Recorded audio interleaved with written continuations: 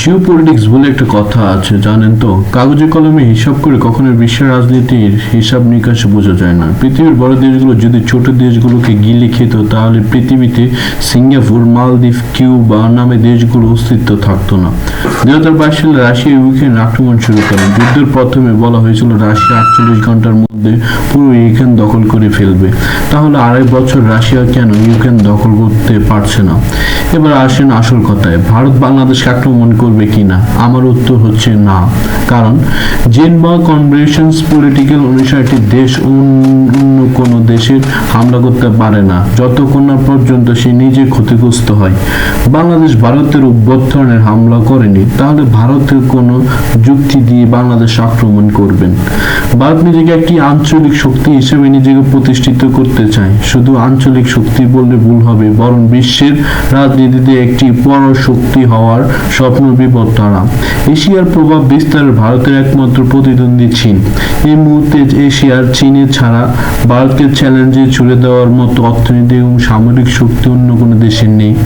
ভারতের প্রতিদ্বন্দ্বী পাকিস্তানকে মনে করা হলো পাকিস্তানের অর্থনীতি শক্তি সেই পরিমাণে যেটা দিয়ে সেই ভারতের মতো বড় একটা দেশকে মোকাবেলা করতে পারবে।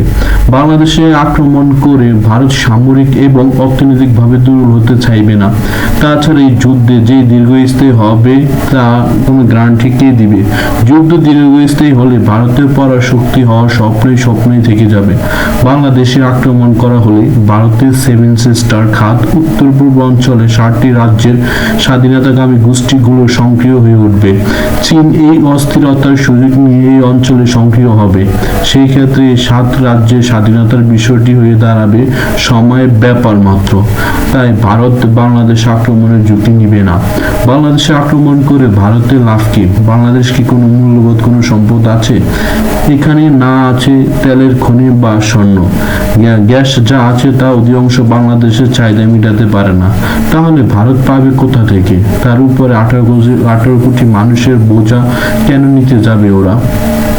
নিউরন ডেক্ট্রি অনুসারে ভারতের আশেপাশে দেশগুলোর প্রভাব বিস্তার করতে হলে দেশগুলির রাজনৈতিক, অর্থনৈতিক, সামরিক এবং পররাষ্ট্র নীতি যাতে ভারতীয় স্বার্থের পরাধীন না হয়ে সেটা নিশ্চিত করতে হবে। সেটার জন্য সামরিক অভিযানের প্রয়োজন পড়বে না, বরং এইসব দেশের ভারতপ্রত্যায়ী সরকারকে ক্ষমতায় বসালে এই কাজগুলো করা অনেক সহজ হবে। তাতেই সাপও মরবে, লাঠিও ভাঙবে না। এই কারণে ভারত সরাসরি বাংলাদেশে কখনোই হামলা করবে না, আর করলেও সেটা ভারতের জন্য হবে একটি পলিটিক্যাল ডিস্টান্টার।